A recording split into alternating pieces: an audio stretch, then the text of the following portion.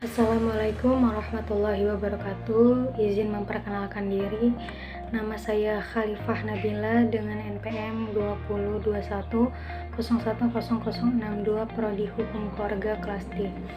Dan di sini saya izin untuk mempresentasikan atau menjelaskan materi dari mata kuliah Filsafat Hukum Islam yang diampu oleh Bapak Hervin Yuki Pradikta dengan judul materi yaitu metodologi hukum Islam. Baiklah, langsung saja masuk pada materi yang pertama, yaitu ada objek dan subjek hukum Islam. Adapun hukum Islam dalam konsepnya termasuk dalam ilmu usul fikih yang dibagi menjadi dua macam, yaitu hukum taklifi dan hukum wad'i. Yang dimana secara terminologi hukum adalah kitab Allah yang berhubungan dengan perbuatan mukallaf. Yang dimana maksud mukallaf ini adalah seorang yang sudah mempunyai kewajiban untuk melaksanakan segala aturan atau perintah yang telah ditetapkan oleh Allah, atau orang yang sudah baligh, yang sudah berakal ya, dan perbuatan ini nih termasuk dalam bentuk al-iqtida, at-takhir, dan al-wad'i. Yang dimaksud dengan kitab adalah firman Allah yang berupa perintah-perintah atau larangan-larangan yang telah ditetapkan oleh Allah. Juhoya Espraja juga menyebutkan dalam kitabnya, dia menyebut kitab adalah sebagai al-muktabih, ya, ini produk dari kitab yang berupa perbuatan hukum. Dan Juhoya Espraja juga mengatakan bahwa yang dimaksud dengan iqtiqa atau imperatif ialah tuntutan untuk melakukan suatu perbuatan atau untuk tidak melakukan suatu perbuatan. Ada suatu perbuatan yang jika tidak dilaksanakan akan mendapat dosa dan siksaan, yaitu disebut dengan wajib. Ada juga tuntutan yang harus ditinggalkan dan jika dilakukan akan berdosa dan mendapat siksaan, yang disebut dengan haram. At-takhir atau fakultatif ialah apabila hakim memberikan pilihan kepada mukallaf untuk melakukan suatu perbuatan atau untuk tidak melakukannya, yang disebut dengan al-ibadah, yaitu perbuatannya disebut dengan mubah. Ada beberapa hukum taklifi, yaitu ijab, yaitu firman Allah yang menuntut suatu perbuatan dengan tuntutan yang pasti. Yang kedua ada nab, yaitu firman yang menuntut suatu perbuatan dengan tuntutan yang tidak pasti. Namun menurut ulama Hanafiyah, hukum taklifi dibagi menjadi 7, yaitu ada fardu, wajib, tahrim, karohah tahrim, karohah tanzih, nab, dan ibahah. Menurut ulama Hanafiyah, jika suatu perintah didasarkan pada dalil yang pasti seperti Al-Quran dan hadis mutawatir, maka perintah itu disebut dengan perintah fardu. Dan akan tetapi jika perintah itu berdasarkan pada dalil yang zanni, perintah itu dinamakan wajib. Demikian pula halnya dengan larangan. Jika larangan itu didasarkan pada dalil yang qat'i, maka disebut haram. Sebaliknya, jika larangan itu didasarkan pada dalil yang zanni, maka tergolong pada hukum makruh. 5 atau 7 jenis hukum tersebut dinamakan dengan taklifiyah, yang artinya tuntutan atau memberi beban.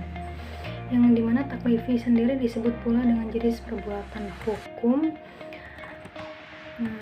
Selanjutnya ada hukum wadi, ialah firman Allah yang menjadikan sesuatu sebagai sebab adanya yang lain, musabab, atau sebagai syarat yang lain, masyrut, atau sebagai penghalang, yaitu mani, adanya yang lain. Hukum wadi ini dibagi menjadi 3, yaitu sebab, syarat, dan mani. Dan kedua ada materi tafsir, salah satu metode penggalian hukum Islam.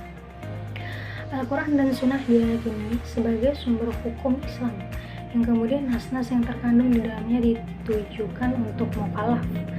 Maka untuk mempermudah pelaksanaan hukum yang dimaksud, upaya ulama di bidang usul fikih dan bidang fikih itu mulai menggunakan pendekatan rasio dalam menggali makna dan maksud yang dikandung oleh kedua sumber hukum tersebut. Meskipun nas Al-Quran dan Sunnah telah muhkamah atau campur tangan akal tidak dapat dielakkan. Campur tangan akal yang tidak dielakkan. Al-Quran itu sebagai sumber hukum Islam. Ada kalanya ayat-ayat tersebut saling menafsirkan karena adanya musabah al-ayah, tapi tidak jarang ayat-ayat tersebut membutuhkan hadis untuk menjelaskannya atau melalui pendekatan ijtihad yang sepenuhnya menggunakan rasio.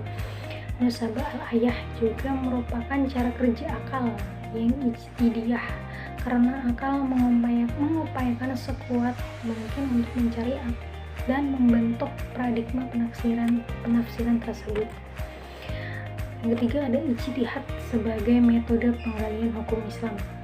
Dan ijtihad ini berasal dari kata jahda yang artinya al-mayakoh atau sulit, berat, susah, atau sukar. Menurut Ahmad Syafi'i, secara etimologi, kata ijtihad itu mempunyai arti kesulitan dan kesusahan, al-maskoyah, yang juga diartikan dengan kesanggupan dan kemampuan.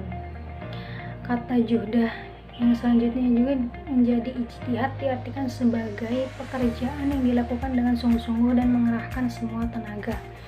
Ijtihad ialah usaha maksimal untuk mendapatkan sesuatu. Jika tidak sungguh-sungguh, maka tidak dapat disebut ijtihad, melainkan takfir, yaitu berpikir biasa dan sederhana.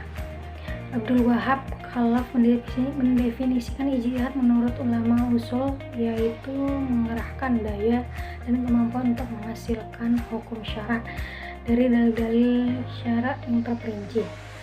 Dari semua definisi tentang ijtihad di atas dapat disimpulkan bahwa ijtihad itu adalah pengerahan akal pikiran para fuqaha atau usuliyin. Yang kedua, menggunakan akal dengan sungguh-sungguh. Yang ketiga, berkaitan dengan hukum syari dan amaliyah. Keempat, menggali kandungan hukum syari dengan berbagai usaha dan pendekatan. Yang kelima, ada dalil-dalil yang ada dirinci sedemikian rupa sehingga hilang kezaminannya. Yang keenam, ada hasil ijtihad berbentuk fikih sehingga mudah untuk diamalkan. Dan itu sajalah materi metodologi hukum Islam. Maaf apabila ada salah-salah kata. Saya akhiri. Sekian, terima kasih. Wassalamualaikum warahmatullahi wabarakatuh.